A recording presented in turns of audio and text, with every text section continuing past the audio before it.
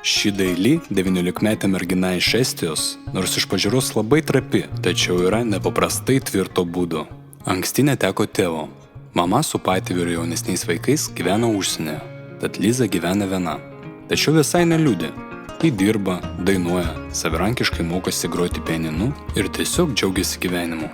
Man buvo gal 12 metų, kai lydėjau draugį į atranką mokyklos chorui. Mokytoja, kuri darė atranką, paprašė, kad padainuotume abi kartu. Tada mane pakvietė į vokalinę studiją, kur vėliau praleisdavau tikrai daug laiko. Prasidėjo konkursai, renginiai, gaudavau daug diplomų, įvertinimų.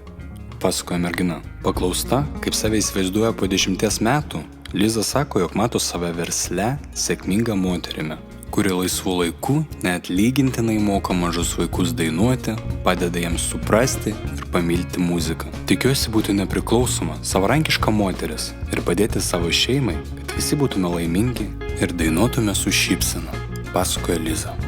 Pasitikime Liza.